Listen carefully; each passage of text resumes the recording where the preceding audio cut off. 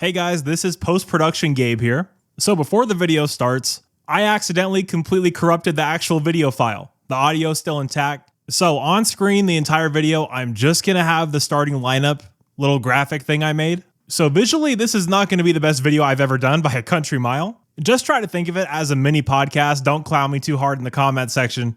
Anyway, enjoy the video. Love you guys and fight on.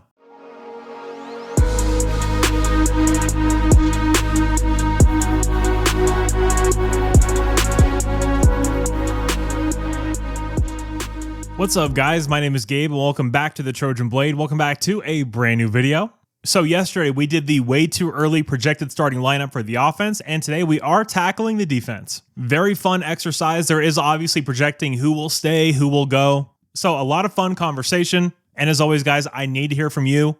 During the course of the video, any thoughts you have, leave them down below in the comment section, because I know we're definitely not going to agree on the starting lineup. So make sure to let your voice be heard down below. And consider leaving a like and subscribing to the channel. It's completely free to you, and we are on the road to 20,000 subscribers here on the channel. So help me out, click that subscribe button, and let's get that done. But flipping over here, this is the look that I have up on the screen right now. This is obviously D'Anton Lynn's nickel-based defense, 4-2-5. So I guess let's just start up front on the defensive line. At defensive end, I have Devin Tompkins. One thing we saw this year, he needs to be playing end, not playing inside. End is where he excels at, especially in the run game. He just isn't big enough to mix it up with the interior of these Big Ten offensive lines. So put him at end, let him do his thing, be staunch against the run, and be a much bigger line across the board. At the two tackle spots, obviously Jakeem Stewart, Floyd Boucard. The interior defensive line play this year was not very good. Swing and a miss on Keyshawn Silver in the portal. And Jade Abasiri, he is a starter. He's going to play starter reps. We have three guys in the middle of this defense you feel great about: Stewart, Boucard, and Abasiri. So Boucard is written there right now. And honestly, across the entire defensive line, there's going to be so much rotation, so many different packages, guys coming in and out. So I don't think we're going to have like a set in stone, these are our four defensive linemen.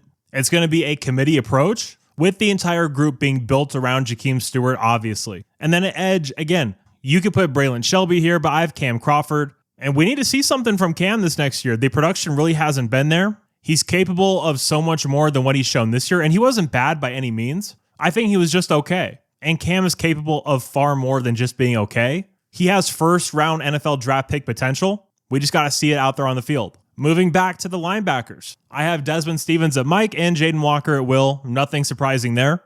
I do think that the third backer on the field is going to be Matai Tagovailoa. And if he puts on enough weight, he is going to be that starter at Will next to Desmond Stevens.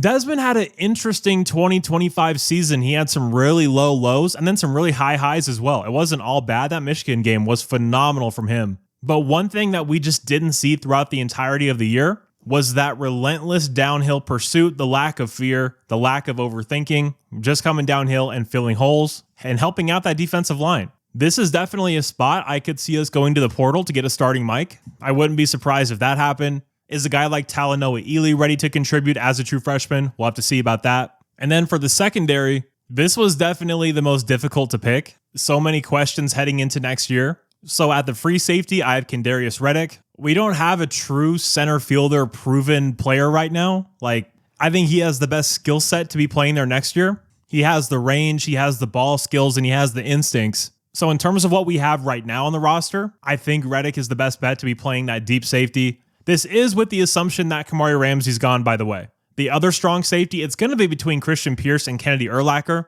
I'm going to give Kennedy the edge because Chad Bowden has recruited that kid twice. Once at Notre Dame and then bringing him over to SC. So he clearly really likes Kennedy Urlacher. He does have some serious limitations in coverage, but playing in the Big Ten, what he gives you in the run game, I think can make up for that, especially if you're in this nickel set that's going to help playing the pass. Having Kennedy out there is just another bonus to help stopping the run. Add nickel, put this one in Penn, Alex Graham. If he wouldn't have gotten hurt during fall camp, he would have been one of the most important players on this defense. He would have been a freshman All-American at the very least. We saw at the end of the year when he finally got some reps under his belt, this kid is going to be absolutely special. He understands angles, he understands leverage. He's a hell of a tackler, a very smart player with great instincts, can diagnose what the offense is doing.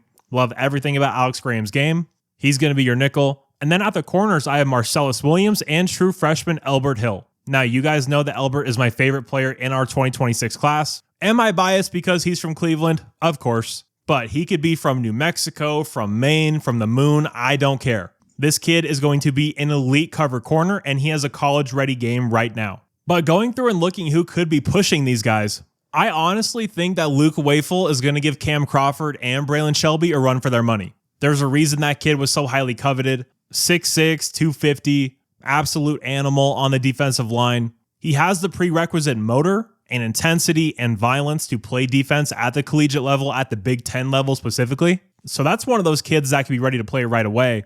On the inside at nose tackle, we have both Jamion Winfield and Tamuhini Tapui. Are those guys going to be ready to contribute as true freshmen? They have the size, but as Tim Prangley at LAFB always says, there's a difference between having the grown man size and grown man strength. Two very different things. Is Sean Scott from Mater Dei a guy that can come in on third down and be a pass rusher? So you have some guys as freshmen that could make impacts here. Again, Elbert Hill at corner, I think he's going to be one of your starting guys. I really do. And Talanoa Ely's a stud at the linebacker spot. I personally like him better at Mike in the long term. But if you want to ease him into things, put him in at will in some packages, just let him roam around and hit people, that's totally fine too. But if you're going to see any two of the true freshmen on the field this year for the USC defense, it's going to be Luke Wafel and Elbert Hill. And just going through and talking about this roster in general, when you look at the safety spot, this is somewhere I think we're going to have to hit the portal, especially for that deep safety role. As long as we have both Kennedy Urlacher and Christian Pierce, we do not need a box safety. We are good there. But you're probably going to be losing Kamari Ramsey. You are losing Bishop Fitzgerald. Steve Miller just entered the portal yesterday. We'll see if Marquise Gallegos is still on this roster come next year. I would honestly be a little surprised if he is. Isaiah Rubin is going to be a redshirt sophomore next year. He's from Los Al. He was a corner, but they moved him to safety. I really like him at that deep safety spot as well. Love the ball skills. Love the way he can track it. He's definitely a name to watch. And then looking at linebacker, you have Tamir Robinson, who transferred from Penn State, but it was a rough year for him. Don't really know how well he meshes into this defense, into the scheme. I believe he was our lowest graded defender this year on PFF, and he had a grade like in the 30s for the entire year. So rough go of it for him this year. Is Anthony Beavers going to get another year of eligibility? We'll have to wait and see on that. Eric Gentry's gone. Elijah Newby is just such an insane athlete. Is he going to find a way onto the field? We'll have to wait and see with that. He kind of has that tweener problem where they moved him to edge and then he's back at will. Seems like they're not really sure what to do with him, but one thing we know for sure is that he is a core special teamer and he was very good in that department this year. We talked about Matai Tagawai. He has the mentality, he has the speed, he has the physicality, he has all of that. The only thing he needs to do is get in the weight room and get a little bigger. Defensive line, I'm not going to expect anything of note from Jamal Jarrett until we see it on a consistent basis. He's got the size and the pedigree and all that, but just need to see him put in some work on the field. We already talked about Stewart, Tompkins, and Boucard. Carlin Jones is a guy that's very interesting. 6'3", 310 going into his redshirt sophomore season. And Jade Abasiri, for me, was the best defensive lineman on the team this year. He really was. And then the guy to know along the defensive line, and it's a big reason why a guy like Gus Cordova transferred out, it's Jaden Ramos. 6'4", 220 pounds. He has gotten a little bigger during the season. And this offseason, he needs to get up to like 245, 250. But he has every other tool in his toolkit. Very good pass rusher, very good athlete. He's going to be a dude for sure. Not even sure if it's going to be this season, to be honest. It might take him another year just to physically get up to speed, just like we saw with a guy like Devin Tompkins. But he's going to be a guy for sure.